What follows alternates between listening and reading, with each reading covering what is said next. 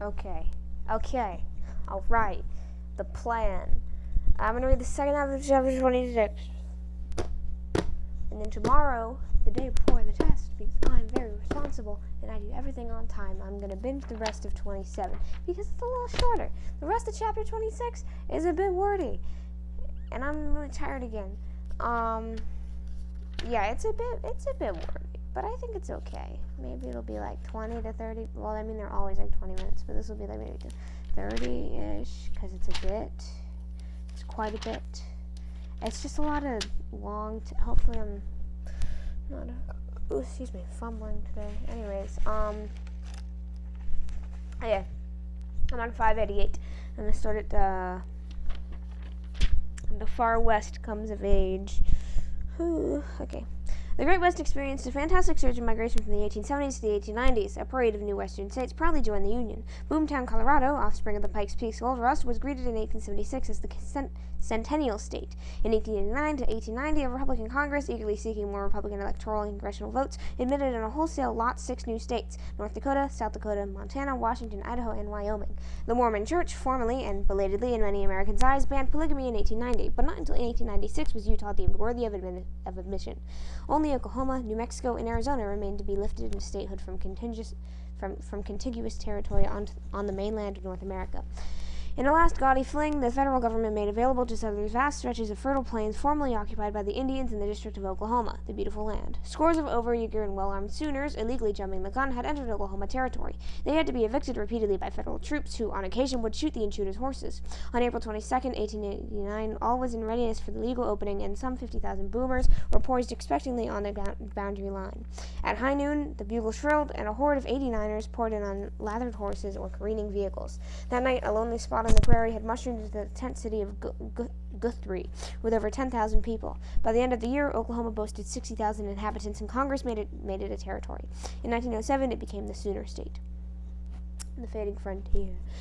In 1890, a watershed date, the superintendent of the census announced that for the first time in America's experience, a frontier line was no longer discernible. All the unsettled areas were now broken into by isolated bodies of American settlement. The closing of the frontier inspired one of the most influential essays ever written about American history, Frederick Jackson Turner's The Significance of the Frontier in American History, in 1893.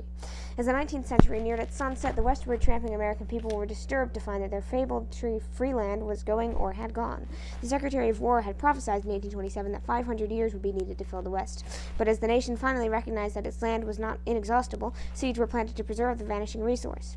The government set aside land for national parks, the first Yellowstone, in 1872, followed by Yosemite and Sequoia in 1890. But the frontier was more than a place. It was also a state of mind and a symbol of opportunity. Its passing ended a romantic phase of the nation's internal development and created new economic and psychological problems. Traditionally footloose, Americans have been notorious for their mobility. The nation's farmers, unlike the peasants of Europe, have seldom remained rooted to their soil. The land, sold for a profit as settlement closed in, was often the settler's most profitable crop. Much has been said about the frontier as a safety valve. The theory is that when hard times came, the unemployed who cluttered the city pavements merely moved west, took up farming, and prospered. In truth, relatively few city dwellers, at least in the populous eastern centers, migrated to the frontier during depressions. Most of them did not know how to farm. Few of them could raise enough money to transport themselves west and then pay for livestock and expensive machinery. But the safety valve theory does have some validity. Excuse me. Free acreage did lure to the west a host of immigrant farmers who otherwise might have remained in the eastern cities to clog the job markets and to crowd the festering and already overpopulated slums. And the very possibility of western migration may have induced urban employers to maintain wage rates high enough to discourage workers from leaving.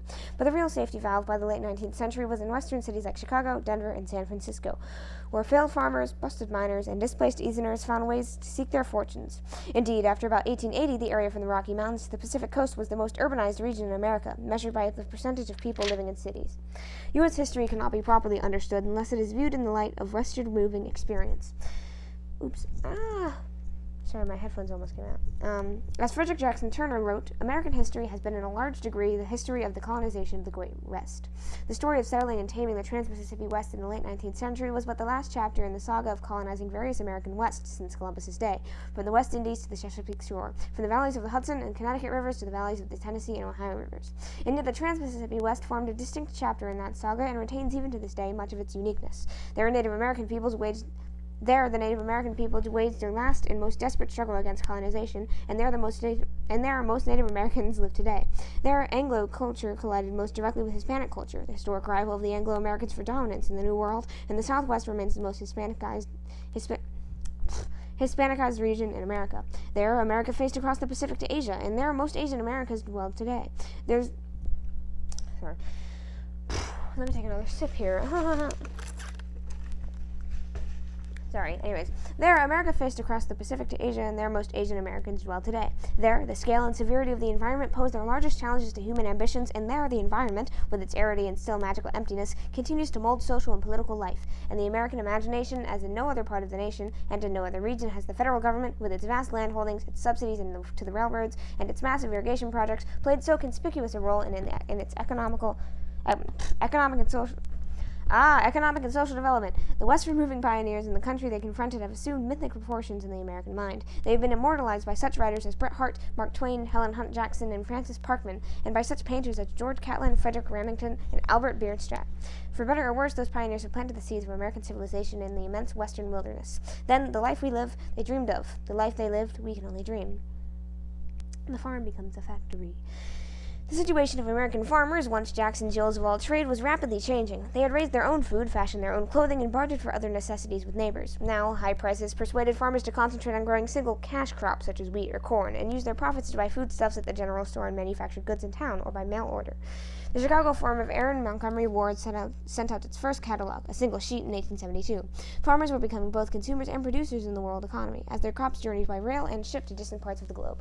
Large-scale farmers, especially in the immense grain-producing areas of the Mississippi Valley, were now both specialists and business people. As cogs in the vast industrial machine, these farmers were intimately tied to baking, railroading, and manufacturing. They had to buy expensive machinery in order to plant and harvest their crops. A powerful steam engine could drag behind it simultaneously the plow, seeder, and harrow.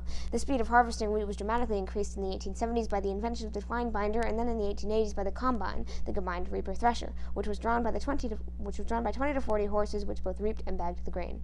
Widespread use of such costly equipment naturally called for first-class management, but the farmers, often unskilled as business people, were inclined to blame the banks and railroads for the volatility of global marketplace, rather than their own shortcomings for their losses.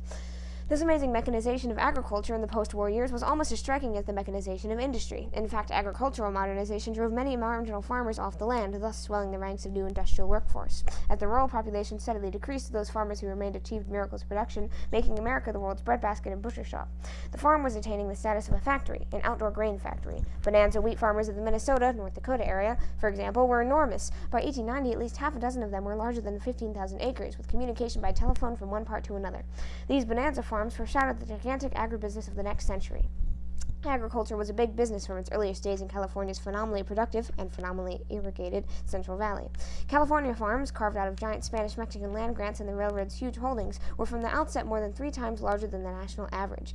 The reformer Henry George in 1871 described the Golden State as not a country of farms, but a country of plantations and estates. With the advent of the railroad refrigerator car in the 1880s, California fruit and vegetable crops, raised on sprawling tracts by ill-paid migrant Mexican and Chinese farmhands, sold at a handsome profit in the rich urban markets of the East. I wish I had my fan on. It's really hot in my room. Deflation dooms the debtor. Once the farmers became chained to a one crop economy, wheat or corn, they were in the same leaky boat with the southern cotton growers. As long as prices stayed high, all went well, but when they skidded in the 1880s, bankruptcy fell like a blight on the farm belts.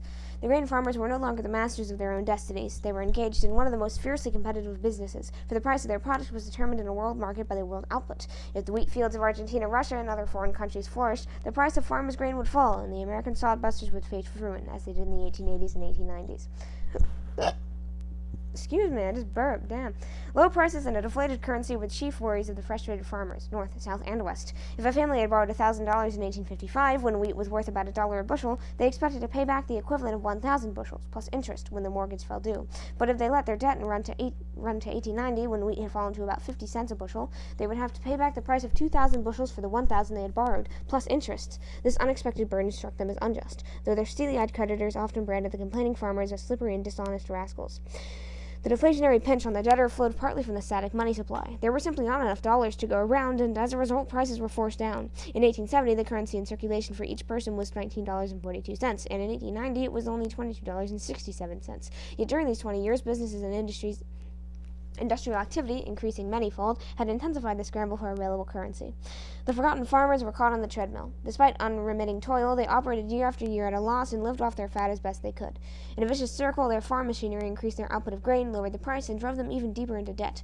Mortgages engulfed homesteads at an alarming rate. By 1890, Nebraska alone reported more than 100,000 farms blanketed with mortgages.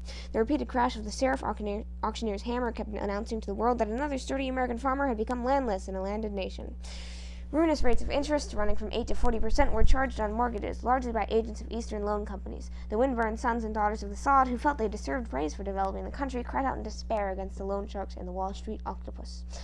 Farm tenancy, rather than farm ownership, was spreading like stinkweed. The trend was especially marked in the sharecropping South, where cotton prices also sank dismayingly. By 1880, one-fourth of all American farms were operated by tenants. The United States was ready to feed the world, but under the new industrial feudalism, the farmers were about to sink into a status suggesting old-world serfdom.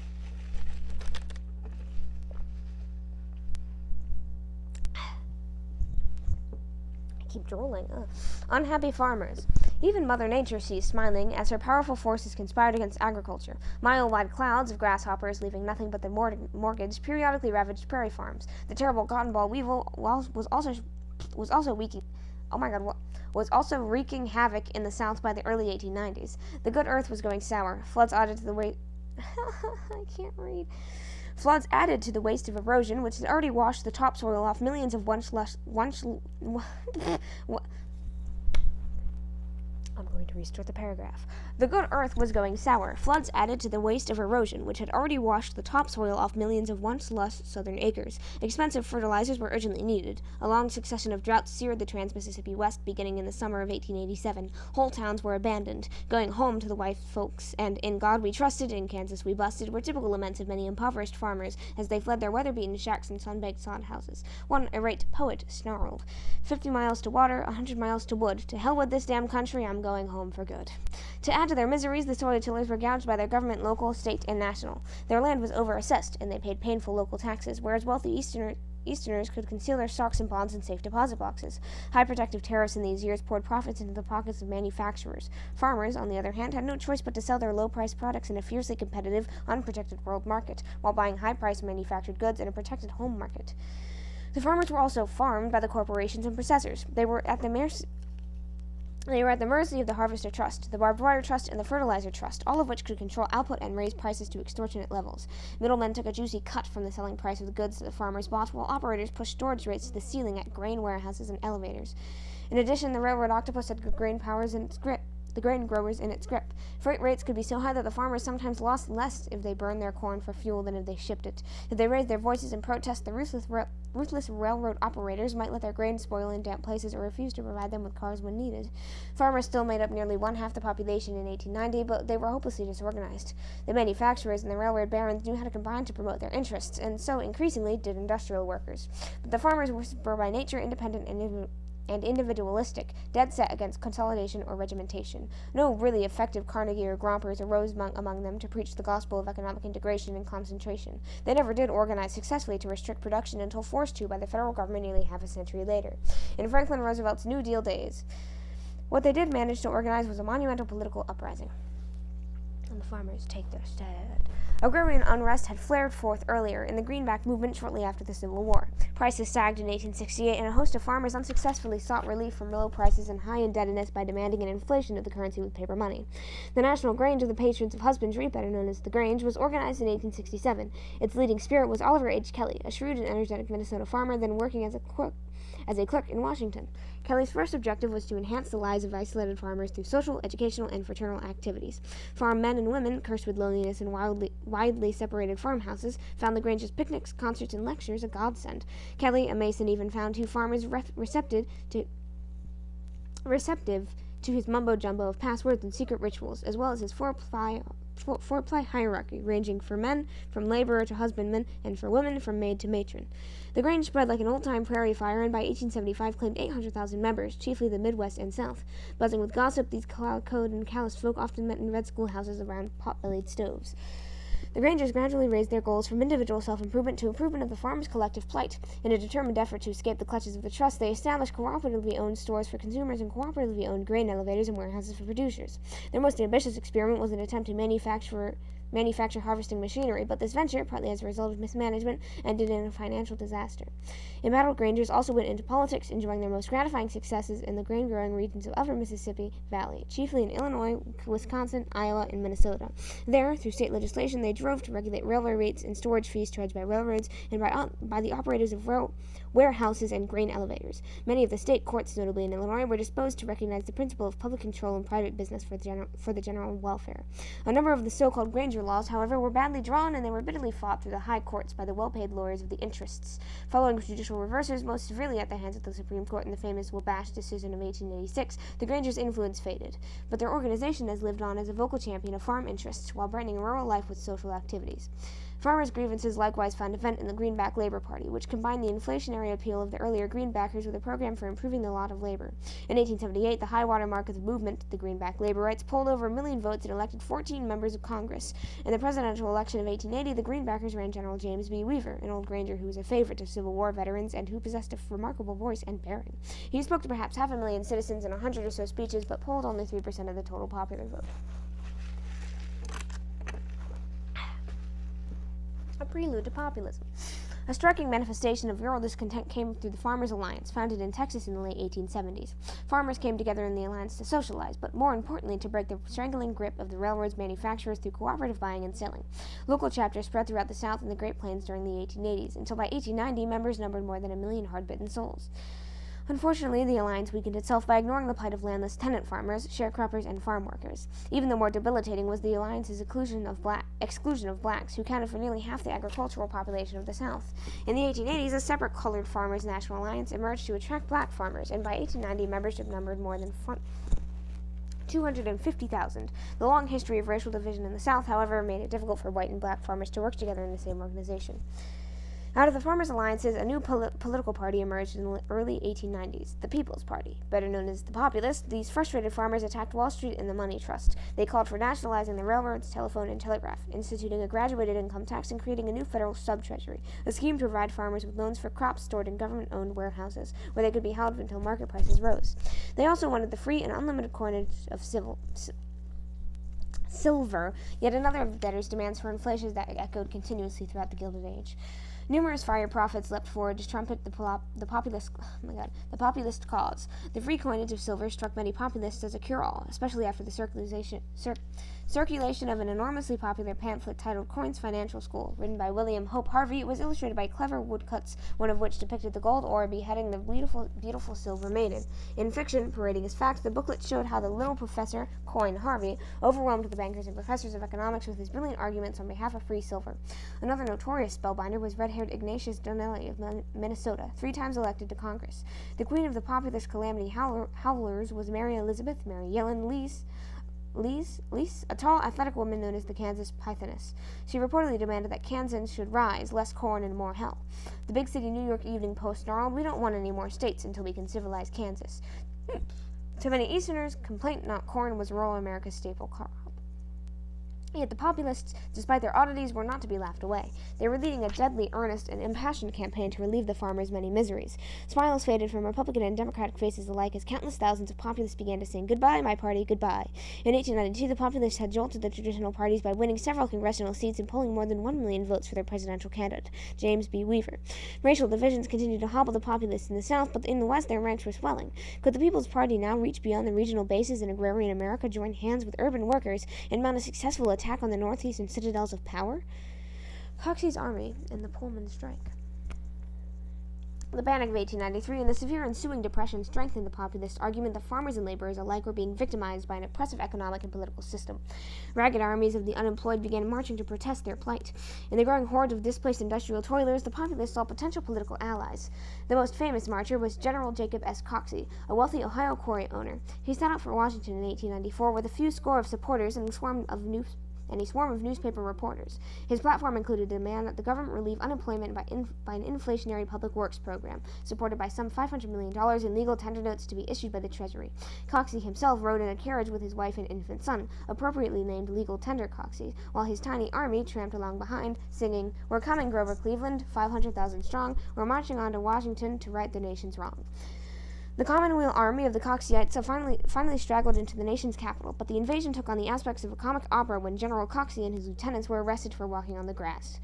Elsewhere, violent flare-ups accompanied labor protests, notably in Chicago. Most dramatic was the crippling Pullman strike of 1894. Eugene V. Debs, a charismatic labor leader, had helped organize the American Railway Union of about 150,000 members. The Pullman Palace Car Company, which maintained a model town near Chicago for its employees, was hit hard by the Depression and cut wages by about one-third, while holding the line on rent for the company houses.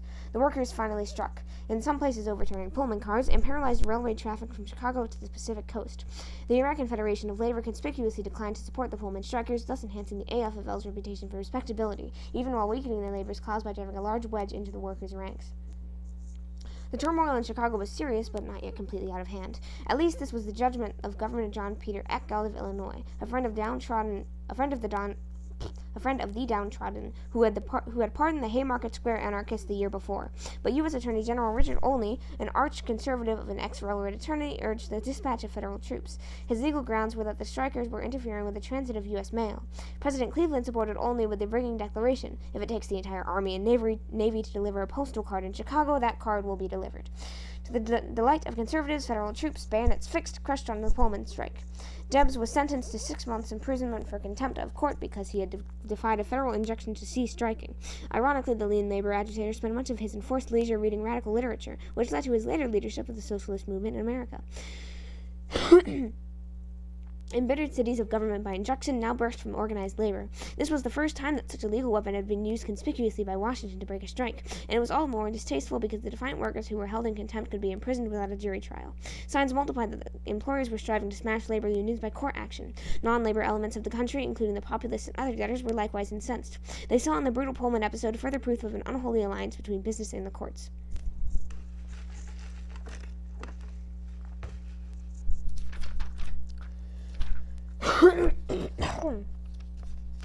Yeah. There's something stuck in my throat. Okay. Gold McKinley and Silver Bryan. The smoldering grievances of the long-suffering farmers and the depression-plagued laborers gave ominous significance to the election of 1896.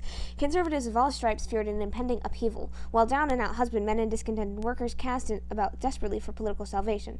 Increasingly, monetary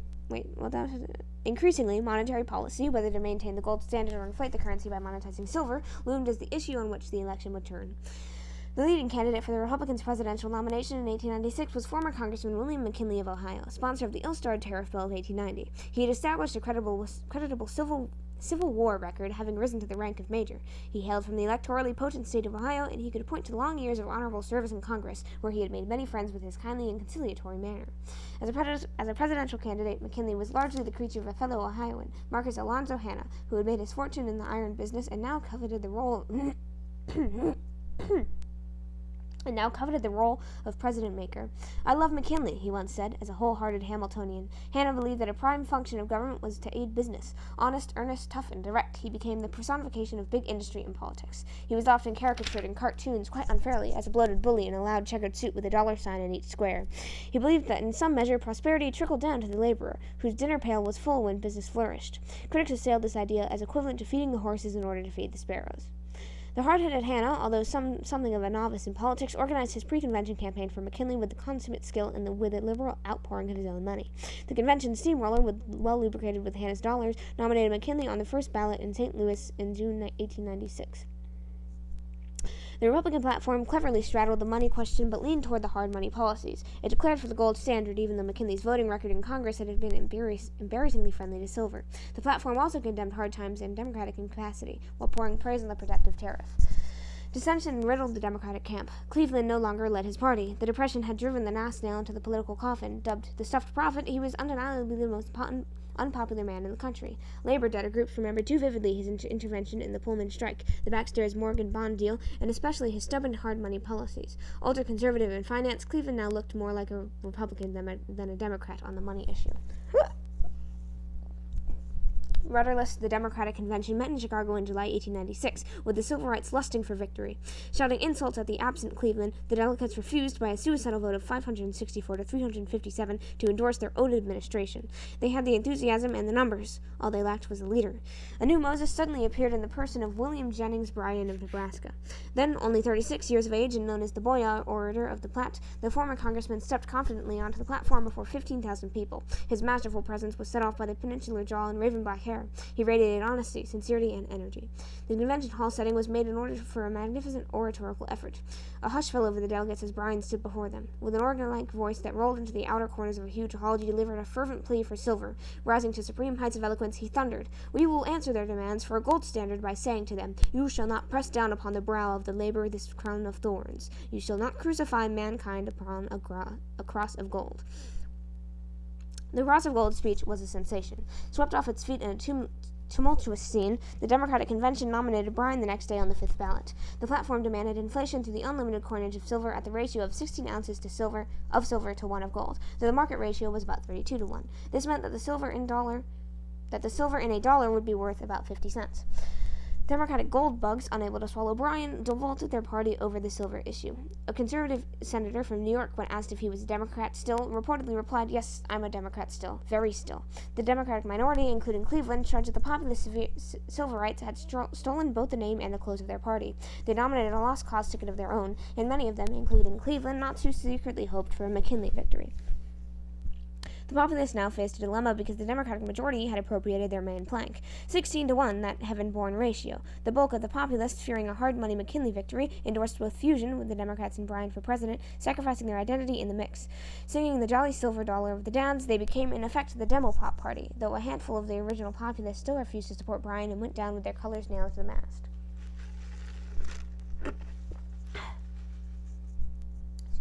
Class conflict. Plowholders versus bondholders. Mark Hanna smugly assumed that he could make the tariff the focus of the campaign, but Bryan, a dynamo of energy, forced the free trade issue into the backseat when he took the stump in behalf of free silver.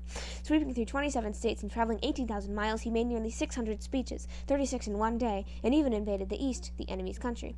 Vachel Lindsay caught the spirit of his oratorical orgy. Prairie Avenger, Mountain Lion, Bryan, gigantic troubadour, speaking like a siege gun, smashing Plymouth Rock with his boulders from the west. That was a bad poem. Didn't rhyme. Anyways, free silver became almost as much as a religious as a financial issue. Hordes of fanatical free silverites hailed Bryan as a messiah to lead them out of the wilderness of debt. They sang, "We'll all have our pockets lined with silver, and no crown of thorns, no cross of gold." Bryan created a panic among Eastern conservatives with the threat of converting their holdings overnight into 50-cent dollars. The gold bugs responded with their own free and unlimited coinage of verbiage. They vented their alarm in abusive epithets, ranging from fanatic and madman to traitor and murderer. "In God we trust, with Bryan we bust," the Republicans sneered, while one Eastern clergyman cried, "That platform was made in hell." Widespread fear of Bryan and the silver lunacy enabled Dollar Mark Hanna, now chairman of the Republican National Committee, to shine as a money raiser. He shook down the trust in plutocrats and piled up an enormous slush fund for a campaign of education, or of propaganda, depending on one's point of view. Reminding the voters of Cleveland's Democratic panic, Republicans appealed to the belly vote with their prize slogan, "McKinley and the full dinner pail." The McKinleyites amassed the most formidable political campaign just thus far in American history. At all levels, national, state, and local, it amounted to about $60 million, as contrasted with about $1 million for the poorer Democrats, roughly 16 to 1. With some justification, the Bryanites accused Hanna of buying the election and of floating McKinley into the White House on a tidal wave of mud and money. Bryan's cyclonic campaign began to lose steam as the weeks passed. Fear was probably Hanna's strongest ally, and it was Bryan's worst enemy.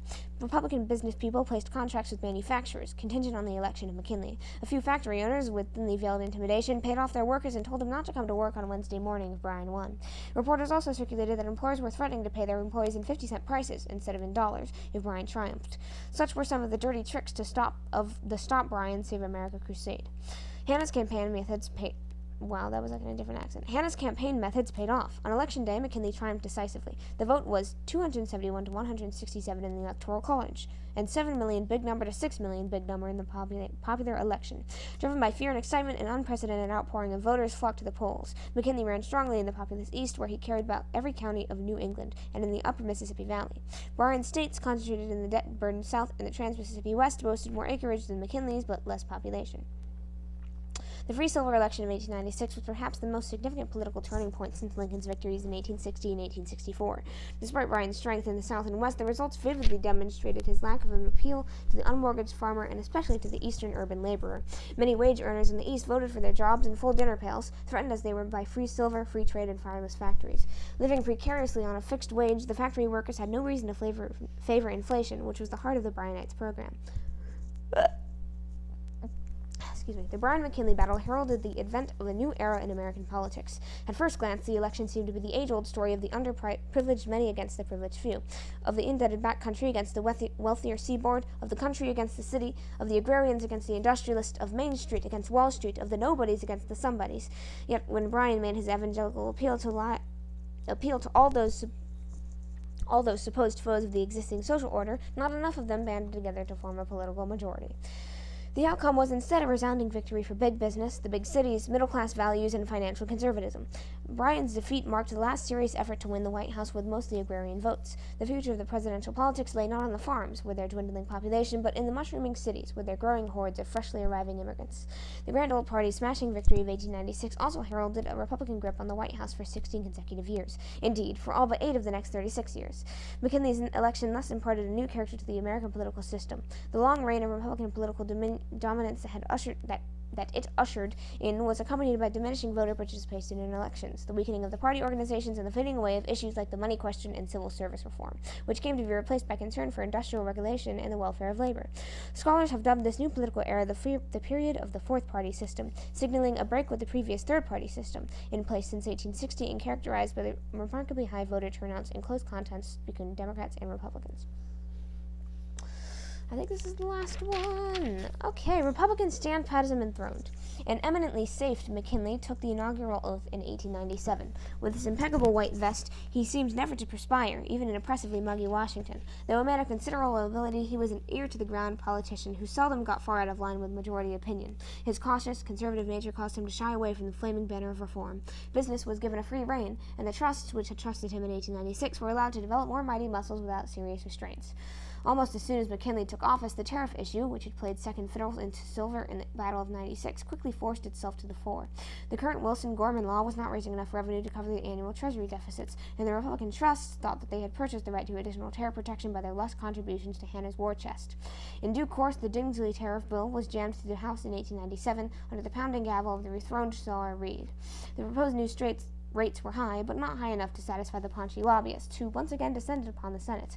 Over 850 amendments were tacked onto the overburdened bill. The resulting piece of patchwork finally established the average rates at 46.5%, substantially higher than the Democratic Wilson-Gorman Act of 1894, and in some categories even higher than the McKinley Act of 1890. Prosperity, long lurking around the corner, began to return with a rush in 1897. The first year of McKinley's term. The Depression of 1893 had run its course, and the farm prices rose. Paint-thirsty Midwestern barns blossomed in new colors, and the wheels of industry resumed their hum. Republican politicians, like crowing roosters, believed they caused the sun to rise, claimed credit for attracting the sunlight of prosperity. With the return of prosperity, the money issue that had overshadowed politics since the Civil War gradually faded away. The Gold Standard Act of 1900 passed over the latch to Silverite opposition, provided that the paper currency be redeemed freely in gold. Nature and science gradually be provided an inflation that the gold bug East had fought so frantically to prevent. Electrifying discoveries of new gold deposits in Canada's fabled Klondike, as well as in Alaska, South Africa, and Australia, brought huge quantities of gold onto world markets, as did the perfecting of the cheap cyanide process for extracting gold from low-grade ore. Modern inflation thus took care of the currency needs of an explosively expanding nation, as its circulatory system greatly improved. The tide of silver heresy rapidly receded, and the Propratic fish were left grasping high and dry on a golden sanded beach. Ooh. Wow, that was okay, cool. Damn, that's the whole 30 minutes. Oh, my brain hurts. Okay, awesome.